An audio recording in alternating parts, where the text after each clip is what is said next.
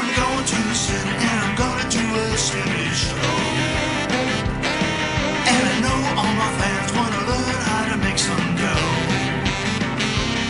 I've been cruising up and down for trades each and every night. And with my iPhone reclining, I know we're gonna get it just right. I'll get inside your mind, we'll have a real good time. We're gonna trade today, we gotta trade today. Go askSlim.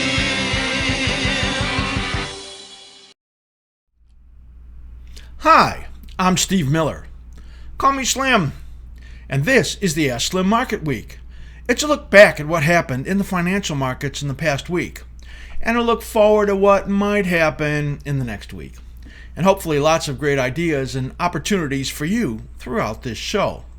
All right, this was a somewhat typical Fed week. Yes, the Federal Reserve came out on Wednesday with their policy statement.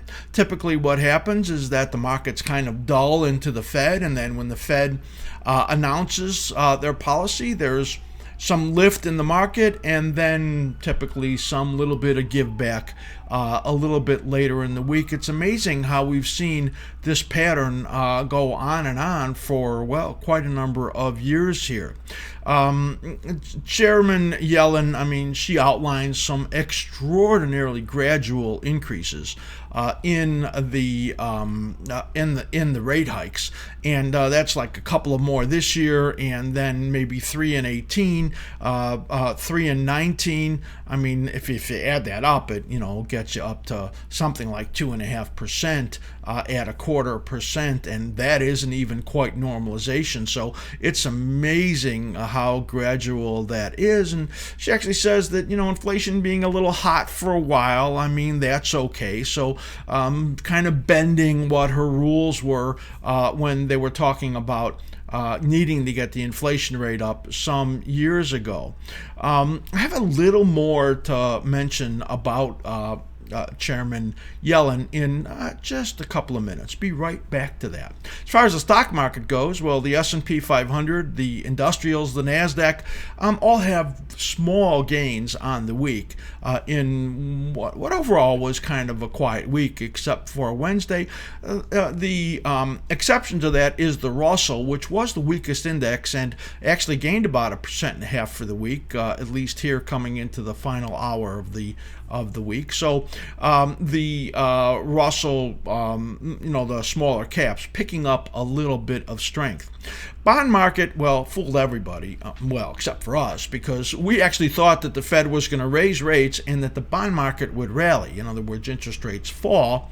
And that's sort of counterintuitive, right? Because you expect to raise rates. Well, rates go up. Well, that's not what happens because the bond market anticipates it. They already price it in, and some traders are short based on that, and then the bonds then rally. And of course, the bonds are a little bit further looking out, so they're saying, well, if the Fed's tightening, well, maybe growth isn't going to be that strong. And maybe with the Fed being incredibly gradual here and unbelievably dovish in their statement, that the prospect for growth in the mind of the Fed might not be that strong. So bonds rallied, 30 years put up about 1.75%, 1.75 points, moving up into some resistance area. We're going to look for some stalling in here, but basically we think the worst of it for the moment for the bond market is over. The dollar, very weak. We did expect that. Also, this whole concept of gradual rate hikes have the dollar bulls bailing, so we've seen some pretty good moves there. We would say that the dollar bulls were disappointed by what they heard out of the Fed this week. Inversely to the dollar, of course, are precious metals. And we saw the precious metals get bids this week. Some pretty good moves. Gold gains over $25 on the week. And that also moves into a pretty good resistance area. So we're skeptical about this rally. We think there's another 3 to 5 weeks of some more churning, some pulling back before the precious metal markets can get some real legs on the upside. The oil market, a small rebound in there. Literally literally pennies. OPEC, some talk coming out of there. They may need more. They may need to extend these cuts. Some talk also about that there was out of Saudi Arabia comments that they had increased their production, but still somewhat below the levels that they promised that they'd be at. So that all kind of roiled the oil market. We believe the oil market has had a major breakdown. And so we think that any rallies in oil right now are under suspicion, and they probably won't go that far. As far as overall for the stock market, well, it has been just amazingly resistant to any selling whatsoever, really. I mean, our window for correction is getting smaller. That's based on our style of analysis, cyclical analysis. And we showed a study on Thursday which said that the amount that the market has rallied since its last correction is as overextended as we've seen it actually since 2009. We'll talk a little bit more about that in the short-term view a little bit later on. So it's amazingly overextended, but still historically when markets do this, it takes them a while to make a top. They don't just fall off and then move down in a big way. So we're actually thinking that the market has a little bit of a correction time-wise, maybe over the next week, where you get a sharp decline and then move back up and make new highs, test the highs, and extend out what we think is going to be building a top. Upside is probably not going to be all that easy for this stock market any longer. That's really how we feel about it. Much more choppy, much more rotational. And we talked about that actually as we gave some stocks that we thought were the best stocks for a rotation coming up, and that's in our member videos. So now let's get back to Janet Yellen here for a second. I'm always critical of the Fed. Yeah, it's one of my favorite topics. We talk about that a lot. And I just want to share a little bit with you in here. I'm going to line up some stuff, just some slides for you to see really quickly, because here we are. We have Janet Yellen and this Federal Reserve essentially guiding the economy through this gradual increases in interest rates and holding interest rates in this great experiment for some 7 years down at the ZIRP in the zero interest rate policy area. And that has been just incredible, being it would be the second time we've had that happen. Well, it was a handoff from Bernanke. And then, of course, Alan Greenspan did the same thing back after the dot-bomb crash, right? So we've had these Fed essentially manipulating markets, blowing up these bubbles, and now Janet Yellen in charge of everything, and essentially putting this course, setting us on this course of interest rate hikes and controlling the economy essentially. So she's kind of running the show, right? So I just want to share with you 4 very quick quotes from Janet Yellen out of speeches from 2007. I think you might find this very interesting, and then you can judge for yourself. So here is a chart here. This what I'm really featuring in here is the stock market. This is the S&P 500 that you're looking at right here. This is the rally to the peak up here in 2007 that you could see right there. And of course, this is the crash that happened, the financial crash afterwards. I just thought I would share some of these quotes with you in here. This one was from January 22nd. That's right over here in 2007. And Yellen said in a speech, while the decline in housing activity has been significant and will probably continue for a while longer, I think the concerns we used to hear about the possibility of a devastating collapse, one that might be big enough to cause a recession in the U.S. economy, well, that's been largely allayed. So she didn't think there was any risk at all in there of the real estate issue causing any real problem. Now, let's just take a look at what she said just a little bit later. On February 23rd, you could see our arrow pointing up to that point on the chart in 2007. She says, despite the continued weakness in the housing construction, which, as I said, enters directly into the calculation of the real GDP, there are some signs of stabilization in other aspects of housing markets, suggesting that construction activity may level out before too long. For example, some home sales have steadied somewhat after falling sharply for a year or so. Considering this in combination with the continued drop in housing starts that I mentioned earlier, it's not surprising to find that inventories of unsold homes have begun to shrink. This development suggests that the process of resolving the imbalances between demand and supply in the housing market may be underway, and as a result, we could very well see the drag on real GDP from housing construction wane later this year. So that's her comments about the condition of the housing market. She knew nothing as far as that went, and her whole thoughts about that were completely wrong. And here she said a little later in the year, in July, she said, so I suspect the market and the committee have come to a more closely aligned, sharing that the growth in the U.S. is and likely to remain healthy. In further support of this view, stock market values have risen and implied volatilities have been flat or trending down as we continue to get stronger news on overall economic growth. Of course, that was, just rearranging some of the chairs on the Titanic at that point and continuing to show that she had no clue about what was really going on.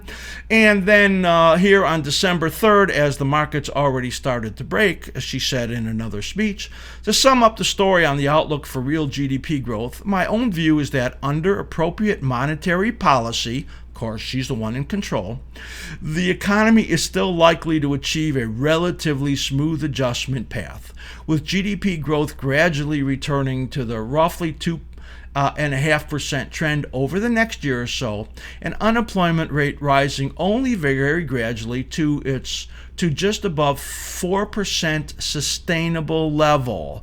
Of course, we know that, it went over 9%, right? And that is what Janet Yellen thought about the economy at that time. So, you be the judge, right? She's the one that's steering the boat here, and here we are once again in a time period where you really got to question whether or not they have a clue. Well, you be the judge. All right, so now what we're going to do is we're going to take a look at what happened this week on the 60-minute chart of the S&P 500. Share this with you every single week. The gray area is the overnight trading, and the white area is the trading during the trading session. So what do we have here? Well, we have on Monday, you could see not a lot going on here. World stock markets were a little bit higher. U.S. stocks were narrowly mixed. Bonds softer ahead of the Fed going on right over here. We thought, of course, bonds would be making a bottom early. World stock markets were actually softer right in here, and you could see this down movement right here. The Brexit gets the okay by their parliament, so Prime Minister can go ahead with that and initiate Article 50. The pound sinks on that news. I believe it's a buying opportunity right there. PPI is a little hotter, up about 3/10. You can see that. Oil is down again on that Saudi production news. The Fed meeting starts, and the Dutch election looms. Well, you know what happened? The Dutch election came and went, and the ultra-right, the people that they believe would be anti-immigration, the ones that would be very nationalist, populist, they didn't quite gain as much as they thought they would. So they celebrated that, and the euro did much better. In here on Wednesday, the world stock markets were flat ahead of the Fed. CPI, the core, they were up just a little bit. Retail sales slowed down on how much they were growing. Maybe that stuff helped the bond market also. But once the Fed news came out, you can see right over here, as usual, I don't understand how this happens every single time. I mean, how can the people that buy it in front of the Fed be right every time? Just amazing. Well, that was, of course, the big move for the week right there. Thursday saw the markets give some up in here. Of course, Europe was up because of relief over the Dutch election. The court then comes in and blocks the president's travel ban once again. Boy, you really have to question in here whether or not we're going to start to see the market start to falter based on the fact that, well, conservatives are pushing back on stuff, and maybe the left, the Democrats, have figured out that they can go shopping for judges to block whatever Donald Trump wants to do. So that is a factor that we have to think about, and maybe that's part of why I think the stock market upside is likely to really stall. On Friday, here we are coming to the end of the day. World markets were really mixed, and the Eurozone up, Asia weaker. It's quadruple witching day. Something a little bit interesting about this quadruple witching day, and so far I don't really see it playing. What I read is that a lot of people with massive option positions are going to find themselves essentially with a lot of long gamma. That, in other words, means they have positions that they're going to need to re-hedge, which is going to force them to buy volatility products and might push volatility up at the end of the day or on Monday. So it's something to watch for on this quadruple witching day, which has been relatively quiet. Oil a little bit stronger on the day. So next thing we're going to look at is our calendar for the coming week, and I want to put this into slideshow mode so you can see that. And there it goes. And there you can see right there that the big news event for the week might be Janet Yellen speaking on Thursday, and you can see right there that that's probably it. There's not a lot else on here that may be market moving as far as earnings reports go. On Tuesday, we have a couple of pretty decent ones. General Foods, Lennar before the opening, and after the close, Federal Express and Nike, one of the interesting retailers that doesn't seem to be getting hurt very much by Amazon. And then we have GameStop, KBH, KB Home, and Micron Semiconductor on Thursday after the close. So that is a look at the economic calendar, and we have lots left to do as far as this show goes. We are going to be right back in a couple seconds. What I'm going to bring you is the best of the week.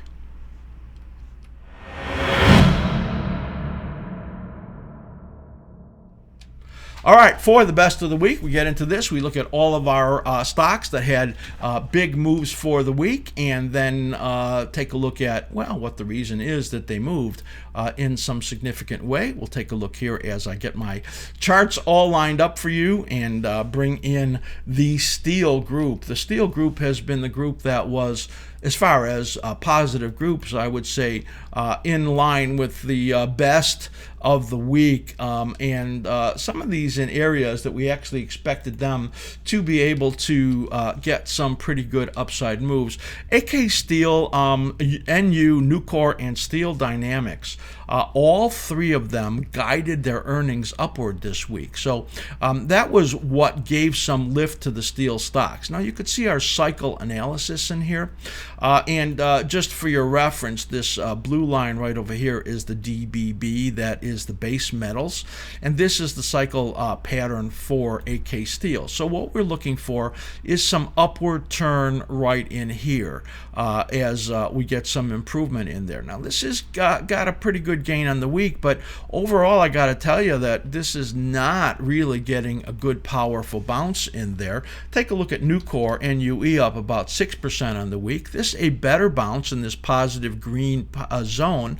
Our chart subscribers understand what that means is that that was an area of a high probability of that the resumption to the upside would occur. That's what that means. So Nucor in that zone and positive, up about 6% on the week. STLD, the next one we're looking at, and you could see a pretty similar pattern. Now, here's something that I don't like about this, and you can see that our forecast right in here says that it's likely to turn down. It approached this area right over here. And just for the people that got our Thursday video on how to use the Hull moving average along with swing highs and swing lows, you can see that we had a rally and that never turned up. So that's giving us a sign of weakness. So we're a little suspicious about these stocks being able to continue this move on the upside for the moment. There you could see U.S. Steel, which was up about 5% on the week, getting a pretty good gain. So that's in that positive zone, and still some concern about the fact that, well, maybe it's really run out of gas. For those of you that are candlestick chart people, that is an engulfing pattern right there, and pretty high probability that that has established a high. So even if we get a little more on the upside in here, we would expect this cycle pattern to start pushing down, and maybe we don't get all that much more lift here in the steel stocks. Another stock to look at now is SSYS, Stratasys. This stock has been really stuck. You can see way down over here. You can see our cyclical patterns in here are suggestive of the fact that it might have another 3 to 5 weeks in here before it can really move to the upside. The news in there was that they came out with building a network for hospitals for 3D printing. Yeah, well, pretty. They're already 3D printing some human parts, and before you know it, they may be doing a lot more of that. So that's really good stuff. Take a look here at Tesla, TSLA, and you can see here that Tesla got a rally, but look, it's rallying up into this area over here where that 13-week moving average is. And you can see our projection down here is to about 233 over the next month. They came out with news that said they're coming out with a small SUV next year. So that's probably good news for them, as their current SUV offering to me is kind of an ugly duckling.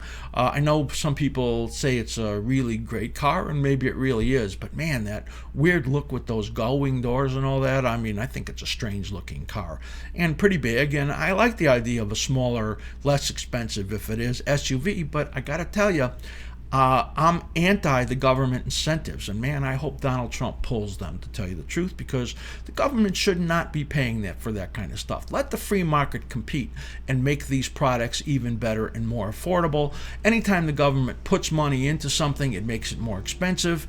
And tell you the truth, here I go again, my libertarian views. That's what the new healthcare program actually looks like. Boy, did I get off track there. All those subsidies, kickbacks, whatever you want to call them. Government paying for stuff makes it more expensive. Let the free market fight it out. All right, so now we're going to get back to the best stocks of the week, as I made that little aside, and we'll look here at Wynn, W-Y-N-N, and Wynn has been just a monster. I mean, we caught this one beautifully. Full disclosure, I was long this one perfectly. Because our very short-term option bias reading, we call that for our level 3 and 4 members, has gotten extremely overbought. I have reduced my long position in there, only to plan to buy it back as soon as I can. Look at this magnificent pattern that you have in there. That is really unbelievable. A massive diamond pattern in there, and you can see the positive and corrective zones in there. And now the breakout, just as we expected it to do, just a beautiful pattern in there. We have Wynn gaining some 8% on the week. Nice gain, and here you could see getting above that last high by just a little bit. Our projection was to get, first projection was to get up to the area of about 126. That's where the target is up there, and we think it's going there. So I let loose of a little bit today because it's really overbought, but man, I'll be very anxious to buy it back on a little bit of a pullback. Win up 7-8% on the week, and just absolutely a great pattern. Two stocks in the tech category that reported earnings. Oracle, the first one, they had a big beat. Analysts really upgrading this one, upgrading targets. It's gotten really far ahead of itself, massively overbought on the short term. We're looking for a couple of week pullback here and then new highs in Oracle, and Adobe is really pretty much the same picture. A big beat, ADBE. And you can see they got up to a fib extension level or close to it there. That's likely to be an area that it stalls, so we'll be looking for some pullback in there. This has got some really interesting cycle patterns that you can see. So note the big patterns right in here. You see that? And so if I draw those in, you can see that right there. It's very clear from low to low, low to low, low to low. See that? And low to the low due out over here in May. And you could also see the smaller ones right in here, as you could see the formation of each of those small cycle patterns right in here. Just absolutely perfect cyclic action. This one giving you almost no decline. We call this a right-hand translation. And then exploding to the upside. When you get something like that, it gets really extended, and then you end up, it's pretty similar to this right here, going up for a couple weeks and then rolling over, and both of these pointing to the downside. So we have a feeling, oh man, was there a lot of arrows on there. We have a feeling that Adobe has basically done the most it's going to do here, and then very likely moving to the downside for some correction. I would not buy Adobe here. I would not buy Oracle here. I would just wait for the pullbacks and then get on them again. That's the best of the week, and here comes the worst.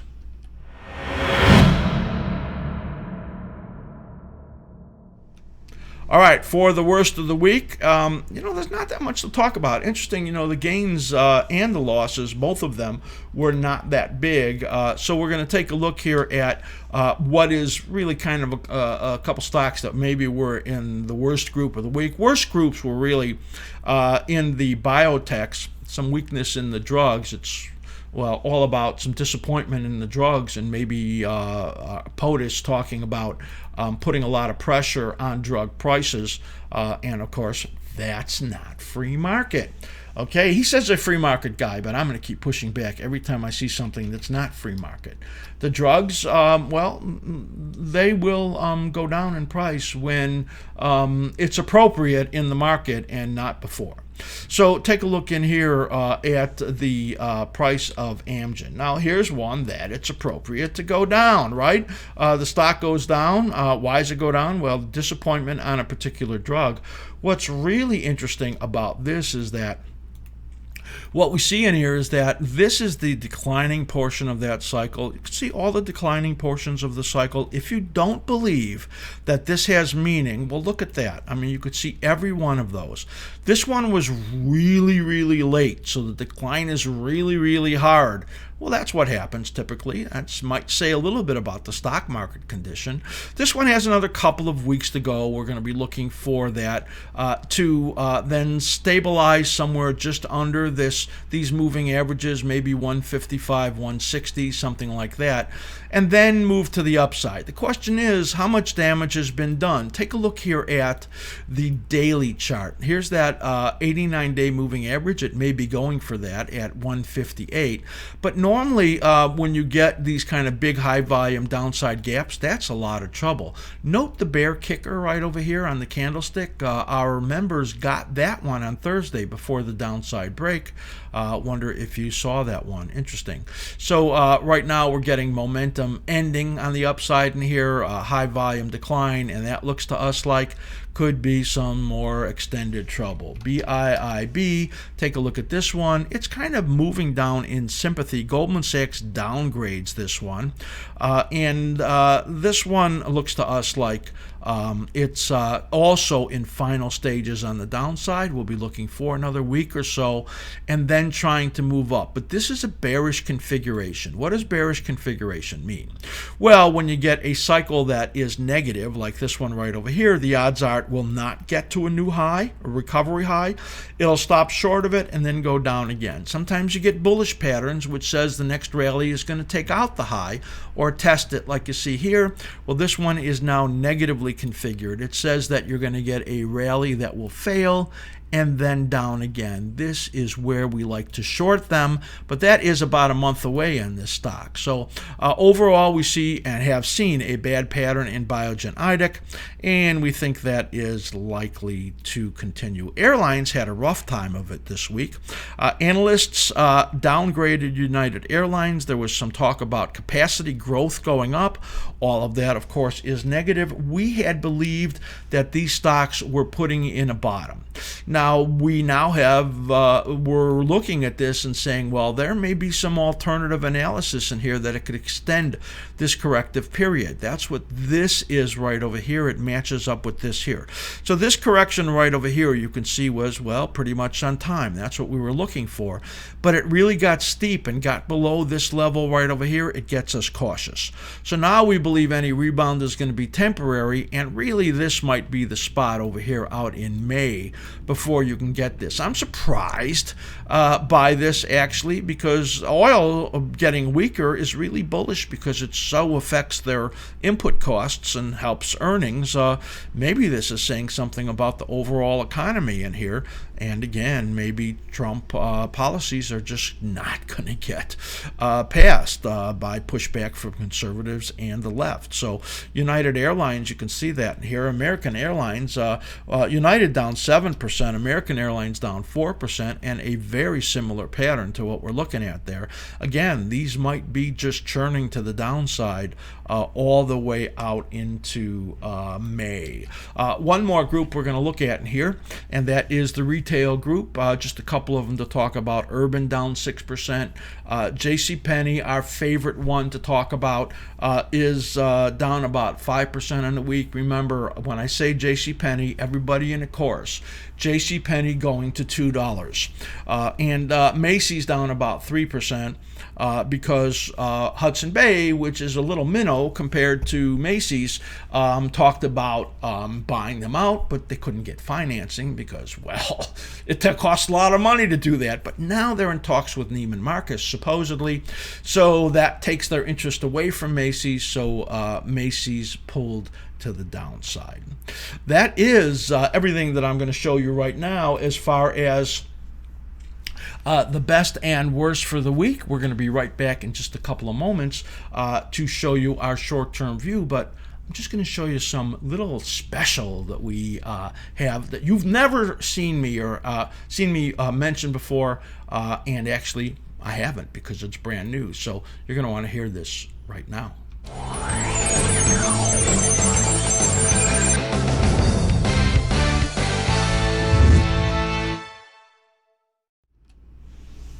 All right, I want to tell you about a special new program.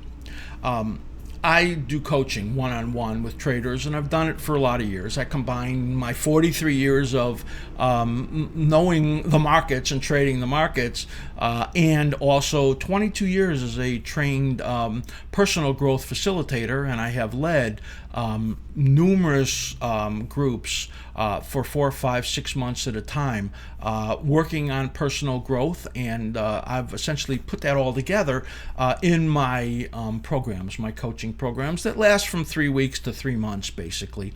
And it's one-on-one and a lot of deep work, psychological work also, and it follows my curriculum on the 5 essential building blocks for successful trading, which is the workshop that you can actually get right on our website. Now, but that's not what I'm talking about. I want to talk about the new program.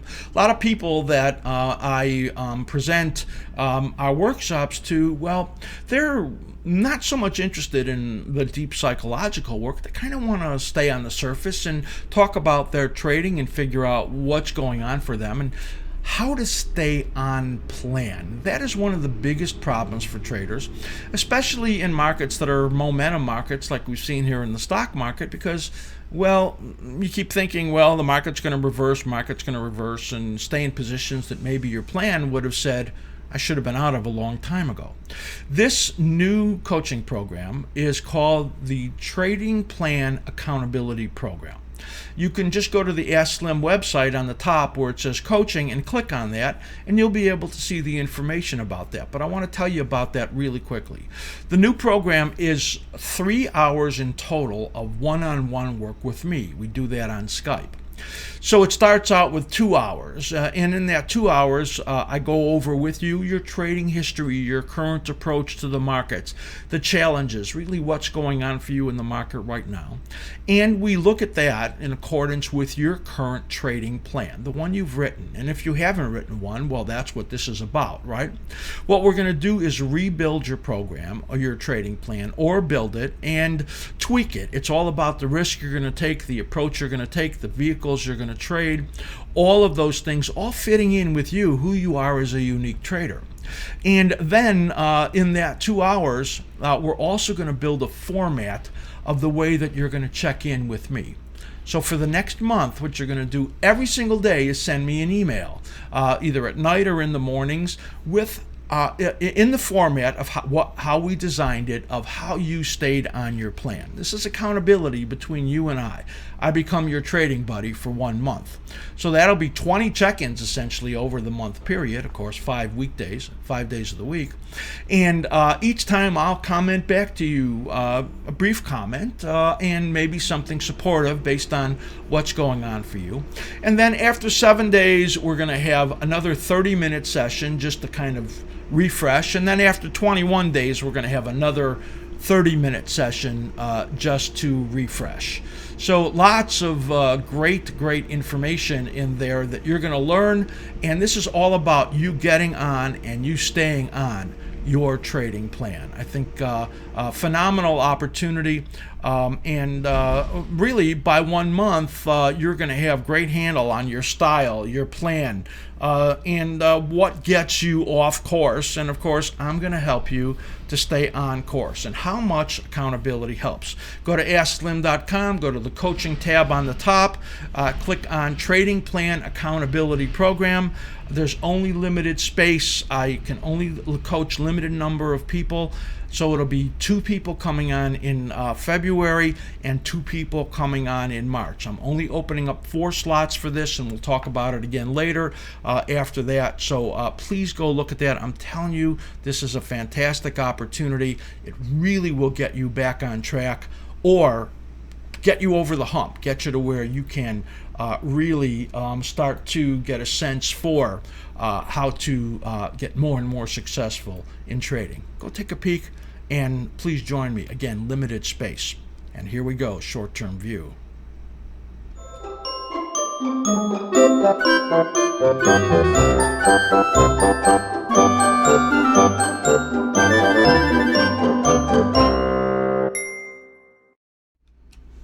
All right, we're back. Our short-term view for the coming week.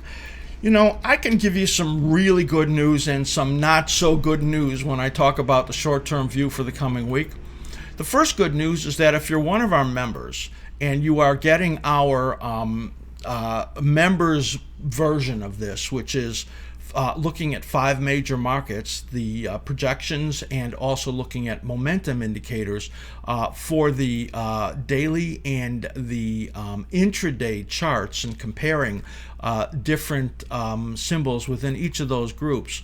What I can tell you is that as far as the 5 major markets for last week, we were 80% right. I mean, we had some markets that we absolutely nailed. Fantastic. The one market we got wrong, the stock market. We had said that at the beginning of the show that the stock market is the most overextended that it has been really since 2009, based on our cycle analysis. And that when that happens, basically you get some quick downward movement, and then it moves back up. Essentially, you don't get that much time on the downside. The tops tend to be more complex when they get built. That is where we are right now in this massively extended market, not likely to give us much more time for some of a correction in here. I said last week that I thought that the next 2 weeks, I said that last week, which would have been last week and the coming week, that offers the opportunity for the biggest down week since the election. And that it was possible that last week would start it, or maybe even probable. Nothing. Didn't happen. No downside, and the one market that I missed in analysis for this week. So this coming week is like the last week based on this window. And again, I'm going to say it. I'm going to say that the market moves down in this coming week, and there's a pretty good risk that it's going to have a 1% downside day. Man, if it doesn't, then this makes it the strongest market. It will be beyond the launch that came off of the 6.6 low on the S&P 500, 666 low back in 2009, which was the strongest period off of that bottom. This one even stronger. So just an unbelievable market condition that we're seeing right now. We're going to call the stock market down on the week with maybe one pretty good downside day. Also, what we're seeing on the VIX, we mentioned implied volatilities earlier in the show, that there might be some scramble to get some implied volatility products late Friday, which isn't really happening, or on Monday. And if that's the case, then we're going to see some pop in the VIX and implied volatility. We're going to call for a pop in VIX over the 13, which is now trading about 11 in the coming week. So that gives you a sense for what we think is going to happen. Let's take a look at this chart here, which I haven't showed you at all. And this is the way the chart looks. Now, what we had expected was that we were going to see the market move to the downside last week. And you can see it started out that way, and we really thought we were right, and it was happening. And we thought this left shoulder head was all going to break to the downside. Now it came up and tested this minor 78.6%, and doing that then makes our downside projection well higher.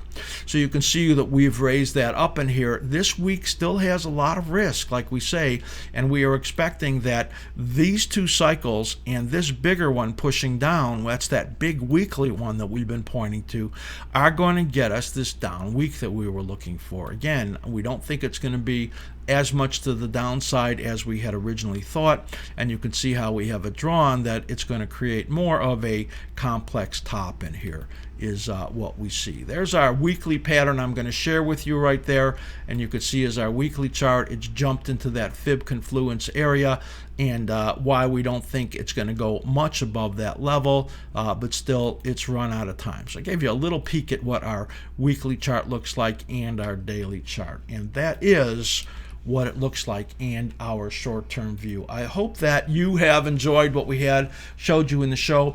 If you're one of those traders that is interested in getting on this new program, I think it's just going to be great and give a great lift to your trading results. Go look at the trading plan accountability program on the top of the askSlim site under coaching. That's it. That's it for the week. Lot that I showed you in here. Hope you have a great weekend. Be careful because it is crazy out there, and I'm always wishing you great trading. Well, I'm going to sit and